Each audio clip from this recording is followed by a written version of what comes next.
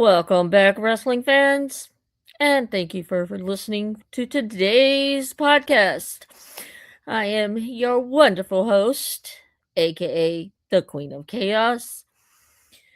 Make sure you like, subscribe, the Mid Podcast, and you can also find us wherever you get your podcasts Spotify, Apple. Also, you can find me every Sunday on Lipsticks and Lariats, which is hosted by the Weekly Steel Chair podcast. The description will be below. There will be a link. Click on it, subscribe, like, and share. So today's episode, as you can see in the title, we're gonna talk about AEW Redemption. Nope, not previewing the show. We're gonna talk about the name itself. So, can wrestling fans stop trying to solve the Da Vinci Code every single time a company announces a pay per view? AEW announces Redemption, and within approximately 14 seconds, Twitter, Reddit, YouTube, and Facebook all became amateur English professors. Alrighty. Fans, you treat a wrestling event name as if it's a legally binding contract. So that moment when AEW announced Redemption, social media immediately fills with declarations like Hangman has to redeem himself, MJF needs to get redemption, the Death Riders have to lose because of redemption. If nobody gets redeemed, the pay-per-view, the name makes no sense. When, in reality, that's not how wrestling event names have ever worked. So, Redemption, it's a marketing title, not a spoiler, not a booking roadmap, and certainly not a promise that every storyline must revolve around literally being redeemed. Wrestling fans have become so obsessed with symbolic predictions that they're forgetting event names are brands first and storytelling devices second. So, what does redemption mean? Does someone have to be redeemed? Does it really? Because that's apparently news to the last 40 years of wrestling. Some fans genuinely believe that because AEW called a show Redemption, someone has to complete a redemption arc. Nope, that's not how branding works, nor is that how storytelling works. And honestly, that's not even how wrestling has ever worked. So, wrestling pay per view names have never been literal. It's just an idea. Fans suddenly decide everything must have 12 layers of symbolism. Example, the Royal Rumble. Did anyone actually win a kingdom? No. Survivor Series. Did everyone survive? No. Some careers died. Some tag teams died. Some pushes died. SummerSlam. Nobody gets slammed because it's summer. Nobody complains. No Mercy. How many Mercy spots happen? Plenty. Revolution. AEW has run Revolution for years. Has every pay-per-view ended with the company changing forever? No. Sometimes it just has good wrestling. Forbidden Door. Nobody walks through an actual magical portal. Although after some Tony Khan announcements, it certainly feels like one. Double or Nothing. Nobody flips a coin for the company. Full Gear. Not everyone wrestles in knight armor. All In. Not every wrestler literally bets everything. World's End. Guess what? The planet remained intact every year. Remarkable, I know. So why has Redemption suddenly become this scary literary contract? Well, let's look at it. Fans are creating expectations AEW never promised. Well, this is one of social media's biggest problems. Fans don't react to announcements, they react to their own fantasy booking.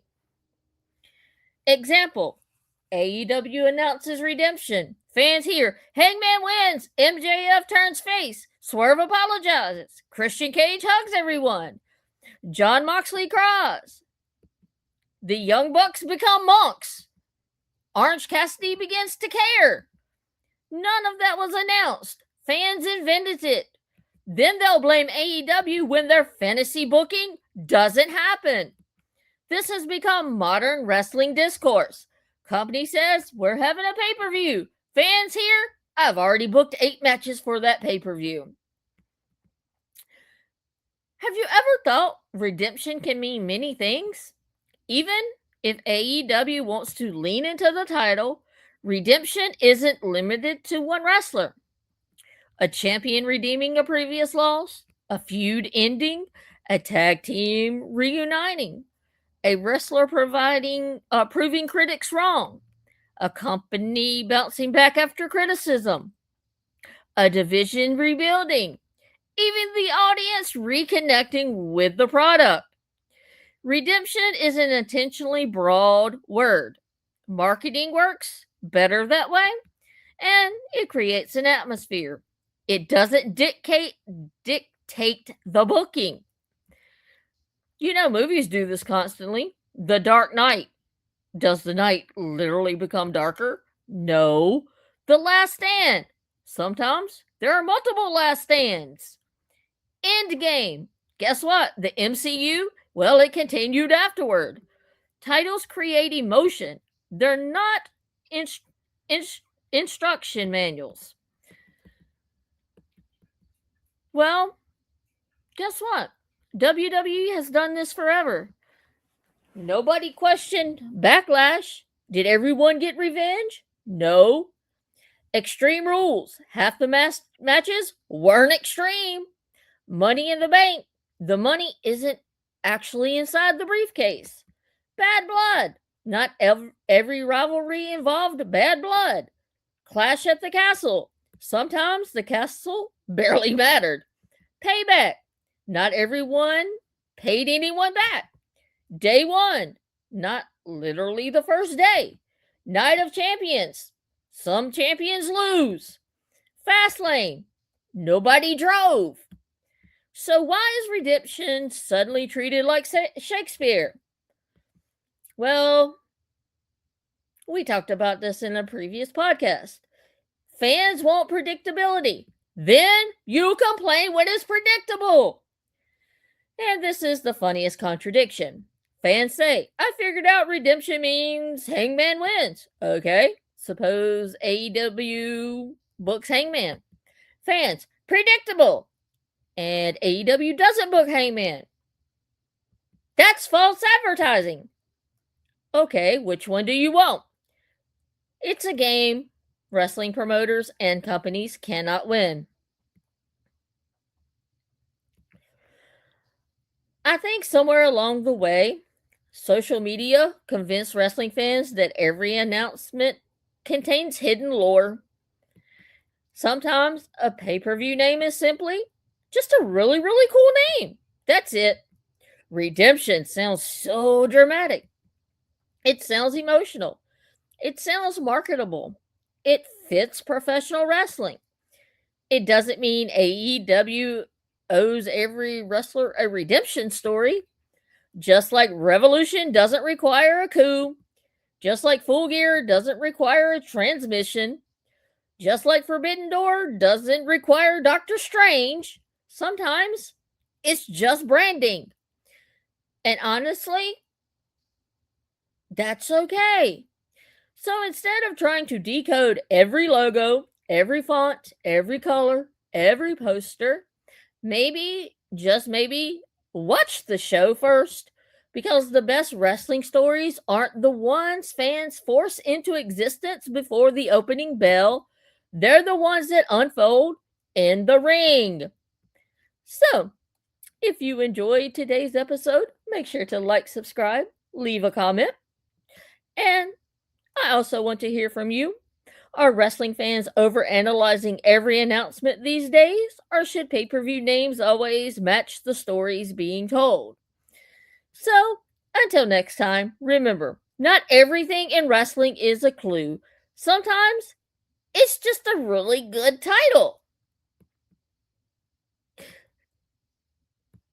And I also want to say thank you for listening to the latest podcast on consistency and how WWE Monday Night Raw had 0 women's segments on it, and there was really no blowback.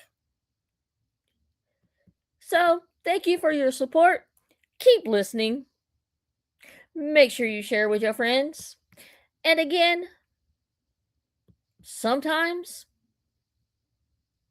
marketing, well, it's just better this way.